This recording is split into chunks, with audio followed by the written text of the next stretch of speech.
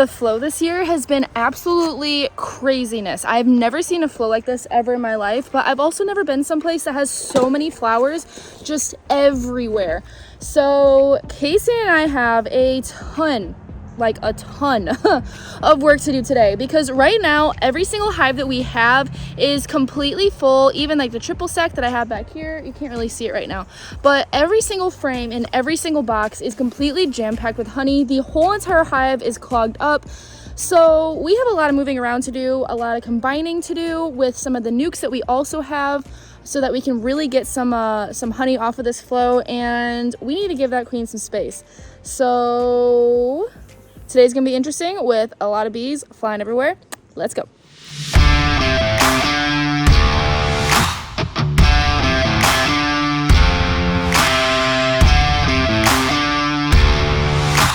And last weekend I went to the River Raisin bee festival.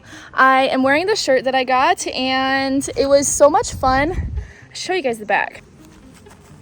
This is what the back looks like. And it was so much fun. I ended up giving a talk there, and I met so many amazing people. I always love being in a room just full of beekeepers, because you don't really come across very many beekeepers in just normal average life, and you know how we are. We love to talk bees, so it was a really good time. And if you missed it, I am so sorry, because you missed an amazing memory. Okay, we need to talk about a serious problem. So Casey and I have been having a really big issue with a family of raccoons. We ended up buying a trail cam so that we could see when they're going to be there. We keep putting out traps, we can't catch them, and we really need to put a stop to it. Like, we're seriously to the point where we might just set up camp in the bee yard and sleep here for the night so that we can find this freaking raccoon. But this is why. It has been tearing into any hive it can possibly get its hands on every single day. Like, oh my god, thank god they survived, but like clearly it tipped them over to try to get into them. Oh my gosh, yeah, we got lucky there. Those little mini mating nukes that you guys saw us all put together, like literally the queens came back mated, and the raccoons ate it to shreds immediately, and they ended up leaving or ended up dying. So we're having a really big problem with raccoons right now. We ended up finding one of them and disposed of it, but there's still another one that's still roaming about and tearing into hives, and it's torn into thousands of dollars of freaking bees by now. We've lost at least like 30 queens to this freaking raccoon. So yeah, if you guys have any solutions of how to get rid of raccoons and how to keep them away, please send them our way. Like, oh my gosh, like what the heck is... I cannot stand this raccoon. I had these all stacked up all nicely. Now they're thrown all over the place. Honestly, I don't want to go into... Wait, whoa. Oh no. Well, yeah, no, this raccoon... I'm sorry to say, but this raccoon is dead. This is terrible. Okay, we should probably see the other side of the yard. I really don't want to. Oh, there's some poop. All right, let's see how bad the damage is today. Literally every single day, there's something new. Okay, got into this.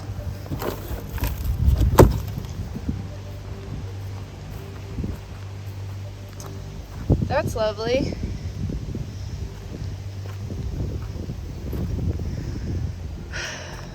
Oh my gosh, are you serious?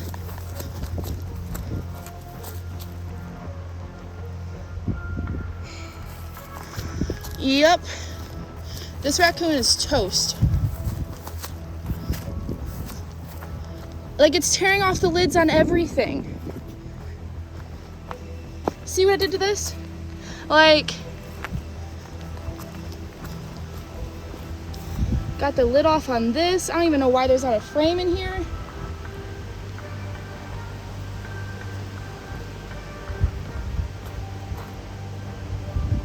Oh my gosh. This is a problem. Well, it's a good thing that we have cameras set up now in both of these bee yards so that we can see what time this raccoon is coming, because it is definitely not going to be here very much longer. if you get my drift. Because it is tearing into hives, taking the lids off, taking frames out now. Like, it's getting a little ballsy. It might be because we disposed of his friend or her friend. Yeah, guess that's just the fun in beekeeping. Oh, that's probably a good idea. It's harder for me to get in those bigger hives. What that will do. Okay. Is she laying yet?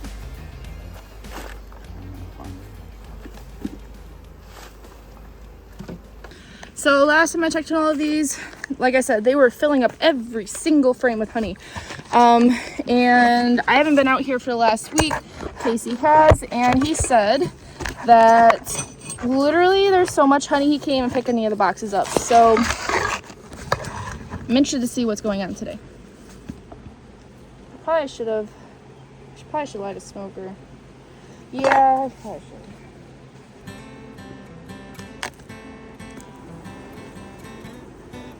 All right, let's see if they're actually. They're not really wanting to build up some of this, some of these frames unless they got to. Problem is, they're drawing it out so thick that they then start interfering with the next frame. Oh my goodness. It's a beautiful frame. We might need to start taking frames out and like just storing them somewhere to extract soon. Some of these are almost capped.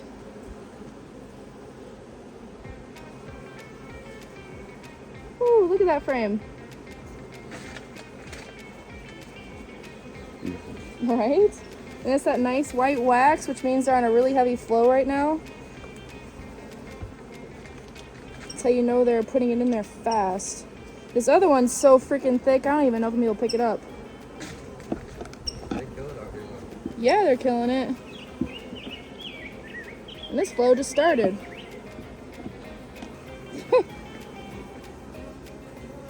It's insane.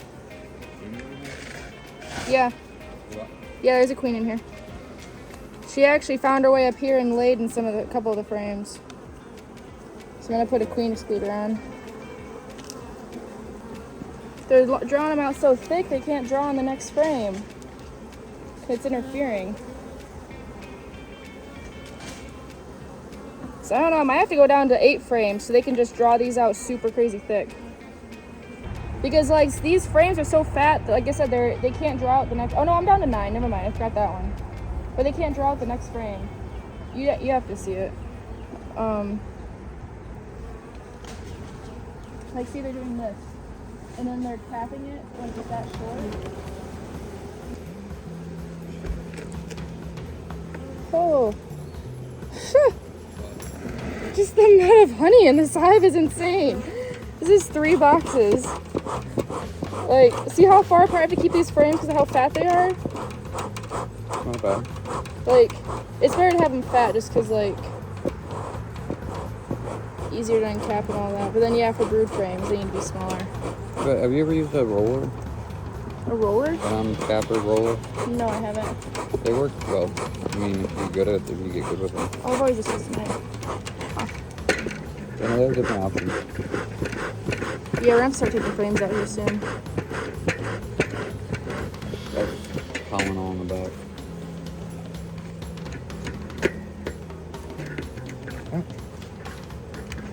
Yeah, I already had one sting me in the foot. First one this season in the foot. I don't like foot stings. It's in your sock and your shoe rubs against it. And as a runner, that's the worst thing ever.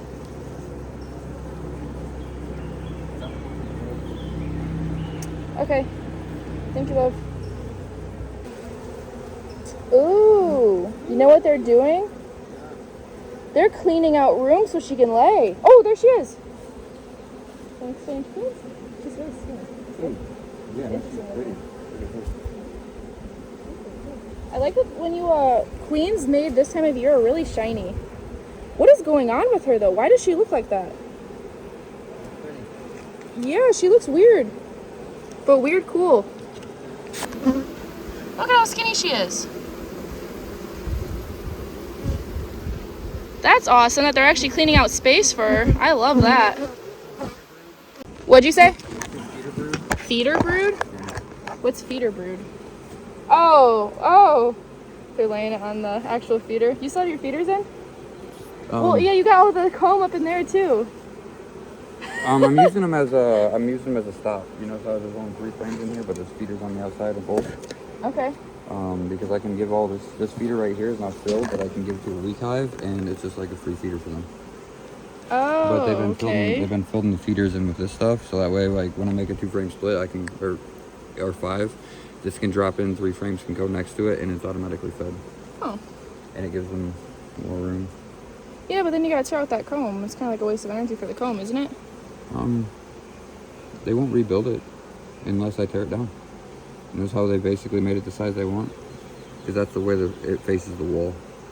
Oh. And then on the back side is a frame, so they don't build on this side.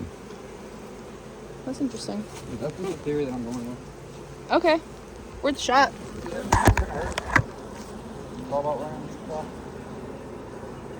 Oh shoot, where'd my queen go? Oh, there she is. Okay. Yeah, they're cleaning out space for her and moving honey around, which is awesome to see. That's awesome, because I was getting a little stressed there that she wasn't going to have enough room and that they're going to force her to swarm. Well, they're just cleaning out space on that frame. These other ones, they can't really clean out space for. I don't know. This year might be the best honey flow. I've never been in this location, though, so I don't know if this is normal or not, but I don't know. Maybe this will break records like last year did. I heard last year's flow was, like, insane. What you think, love? What? I think this year has that. You gotta speak up. Yes, no, it's been a great flow. Sorry, some of the green blue is just was not. Or what I'll probably do is I'll probably just move honey frames up and then. Because honestly, I should give this hive another box. What do you think? Everything's full already. But at the same time, they can't really do 4 boxes. I'd be better out taking out these frames and putting in other frames. Because, like, you see how many bees are here. You kind of want them to be jam-packed in here.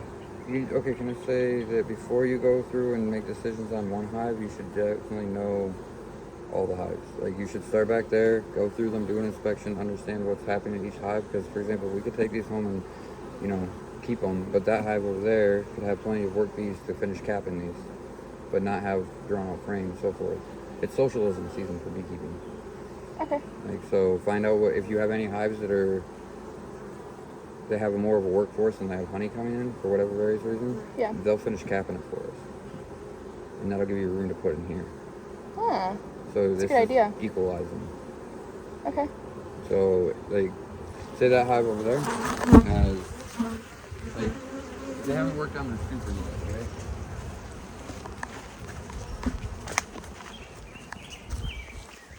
They're doing alright. You could always put a new box on that one, take that box. You can shake all the bees out, or use newspaper. Put it on here and say they have an excess workflow about to hatch. They'll come up and work that box. And Okay. it'll give that hive the ability to kind of start doing other things. Like, Well, should we let them even keep working these supers? I don't want to draw out supers this year because we need deeps. Yeah, and we now do that we need have deeps. plastic foundation, Yeah. they can draw those out and we have foundation next year. Why let them draw supers out when we're trying to expand? We need deeps, not supers. So just throw a deep in between those? I would shake all the bees out of that.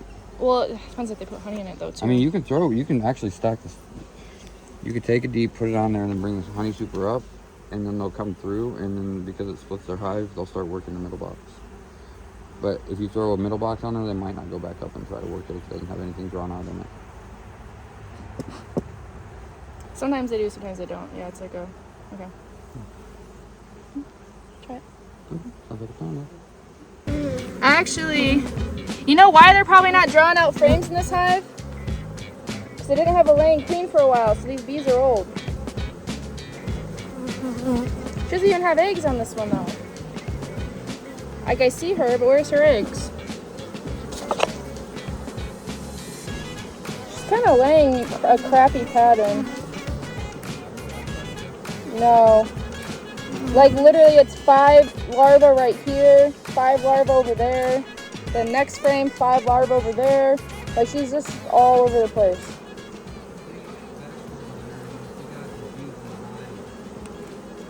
Well, she's new too, so she doesn't even know what's going on. Like, she's learning how to lay and they're not letting her truly learn. Oh, they're out here fanning their wings. I was over here and I had found that these two were starting to go laying worker. So what I ended up doing is